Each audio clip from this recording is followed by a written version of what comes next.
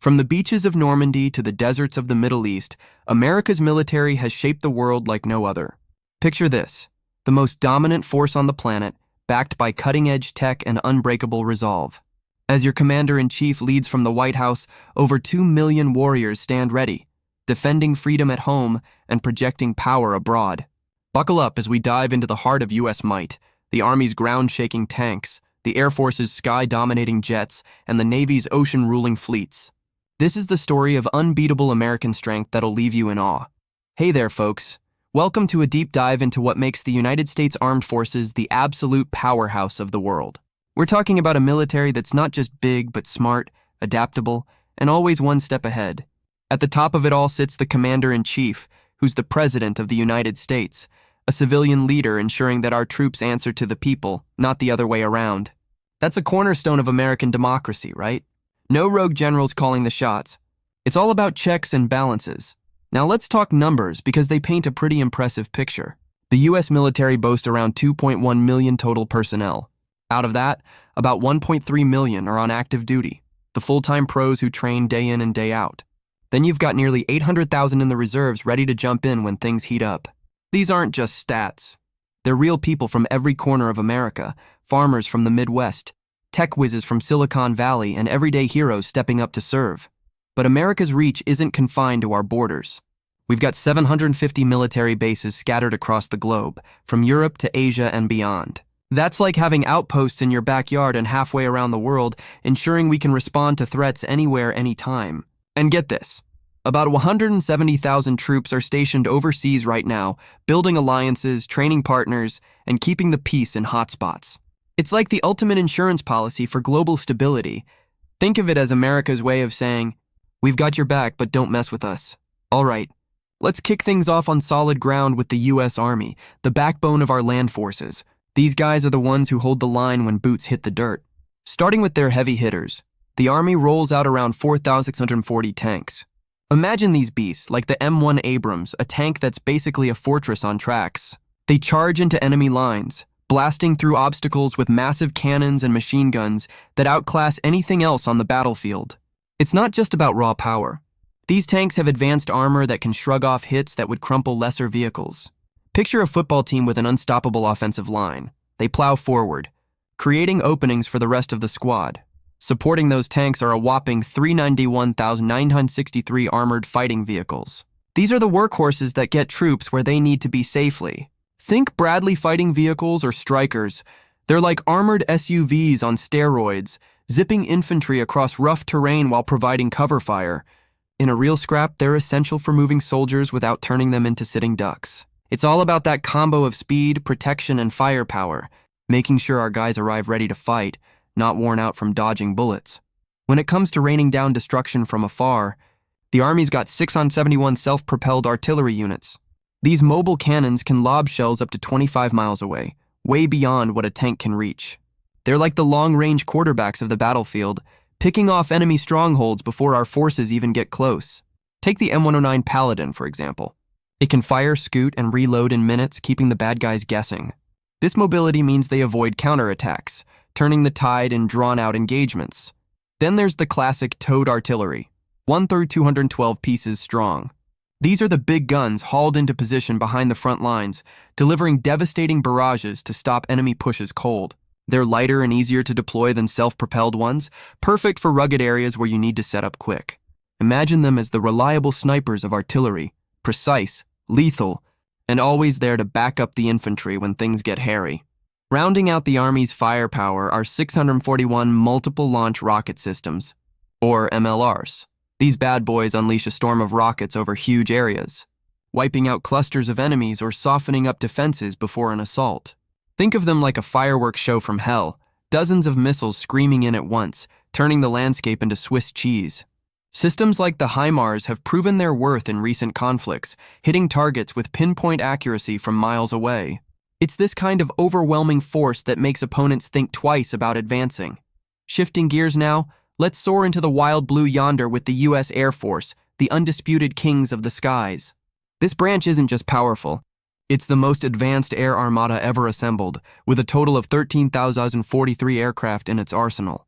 That's more planes than most countries have cars in their military garages. Their mission? Dominate the airspace, support ground ops, and project power faster than you can say eagle eye. Leading the charge are 1,790 fighter jets. These sleek machines like the F-35 Lightning or F-22 Raptor are built for dogfights and beyond. Their primary job is to sweep the skies clean of enemy planes, establishing air superiority so our bombers and transports can operate without worry. But they're versatile too. They can hammer ground-based air defenses, turning radar sites into scrap. It's like having a Swiss Army knife that flies at Mach 2. One minute they're tangling with MiGs, the next they're taking out SAM sites. Close on their heels are 889 attack aircraft, the ground pounders of the air. Think A-10 Thunderbolts, those tank busters with the iconic Gatling gun. They dive in low to shred enemy positions, cut off supply routes, and vaporize armored columns. They've even taken on naval targets in exercises, proving they're not picky about what they destroy. In places like Afghanistan or Iraq, these planes have saved countless lives by providing close air support. Basically, they're the cavalry arriving from above when troops are pinned down. Logistics win wars. And that's where the 918 transport planes shine. From massive C-5 Galaxies to nimble C-130 Hercules, these birds haul troops, gear, and supplies across continents in hours. Imagine dropping a whole battalion behind enemy lines or airlifting aid to disaster zones. That's the kind of rapid deployment that keeps us agile. They're the unsung heroes making sure the fight can go on without running out of beans, bullets, or bandages. Training is key to all this aerial wizardry, and the Air Force has 2,647 trainer aircraft to get pilots up to speed. These range from basic props to advanced jets that mimic combat scenarios. It's like flight school on steroids, turning rookies into aces who can pull off maneuvers that defy gravity. Without them, we'd have fancy planes sitting idle. So yeah, they're crucial for keeping our edge sharp. For the sneaky stuff, there are 647 special mission aircraft. These are the spies in the sky. Reconnaissance planes like the U-2 or RQ-4 Global Hawk, electronic warfare birds jamming enemy comms, and early warning platforms spotting threats from hundreds of miles out. They detect incoming missiles, track submarines, or even eavesdrop on signals. Think of them as the NSA with wings, gathering intel that lets us strike first and avoid surprises. Fuel is the lifeblood of air ops, and 605 tanker aircraft keep things flowing. Planes like the KC-135 Stratotanker hook up mid-flight to refuel fighters or bombers, extending missions from hours to days. It's a ballet at 30,000 feet, allowing strikes deep into enemy territory without needing nearby bases. Without tankers, our reach would shrink dramatically. They're the enablers that make global power projection possible. Down lower, the Air Force runs 5,143 helicopters for all sorts of tasks. These rotary wing wonders ferry troops, sling cargo under their bellies, and deliver ammo to remote outposts. From Black Hawks to Chinooks, they're the go-anywhere taxis of the military, hopping over mountains or landing in tight spots where planes can't. And for when you need to bring the pain up close, there are 1,002 attack helicopters. Apache longbows, with their Hellfire missiles and chain guns, are nightmares for ground forces. They hover, pop up, and obliterate tanks or infantry bunkers. In urban fights or open deserts, they've turned the tables time and again, acting like guardian angels with attitude. Now let's set sail and talk about the U.S. Navy, the guardians of the seven seas. With 440 ships in the fleet, they rule the waves like no one else. This isn't just about numbers. It's about presence, projecting American influence from the Atlantic to the Pacific and everywhere in between. At the pinnacle are 11 aircraft carriers, each a floating city with its own air wing. These nuclear-powered behemoths, like the USS Gerald R. Ford, launch jets anywhere in the world, turning open ocean into instant air bases. Far from home shores, they bring the fight to the enemy's doorstep, supporting everything from humanitarian missions to full-scale invasions. Imagine parking an airport off a hostile coast. That's carrier power in a nutshell. Backing them up are 9 helicopter carriers, geared for amphibious ops. Loaded with choppers, they shuttle Marines and gear ashore fast during beach assaults. Think of D-Day, but modern.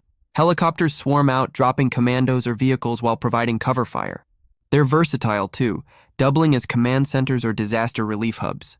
Patrolling the fleet are 81 destroyers, the Swiss Army knives of naval warfare. Arleigh Burke-class ships pack Tomahawk missiles for land strikes, Aegis radars that track hundreds of targets, and anti-submarine gear. They shield carriers from air attacks, swat down missiles, even ballistic ones in space, and hunt subs. In a showdown, they're the first line of defense, like goalies with guided rockets. For shallower waters, 26 literal combat ships zip around coasts with speed and stealth. These agile vessels tackle surface threats, hunt submarines, and support special ops. Armed with guns, missiles, and drones, they're like Navy SEALs in ship form, hitting hard and fading away before the enemy reacts. Under the surface lurk 70 submarines, the silent hunters. Virginia-class attack subs or Ohio-class boomers sneak up on foes, torpedoing ships or launching cruise missiles at land targets. They're undetectable ghosts gathering intel or striking without warning. In a cat-and-mouse game with enemy fleets, subs ensure we control the depths. Finally, 8 mine warfare vessels keep sea lanes safe. These specialists sweep for underwater explosives, using robots and divers to clear paths for the fleet. It's gritty, dangerous work. Think defusing bombs in the dark, but vital for protecting trade routes and amphibious landings. Wrapping it all up, this is the U.S. Armed Forces in action. A seamless blend of land, air, and sea power that's unmatched anywhere. From the soldier in the foxhole to the pilot at Mach speed, it's a team built on innovation, training, and sheer grit. In a world full of uncertainties, America's military stands as the ultimate deterrent, ready, willing, and able to defend our way of life. Whether it's peacekeeping or all-out conflict, they've got the tools and the talent to get the job done. So next time you see that flag waving, remember the might behind it. Stay safe out there, and thanks for tuning in.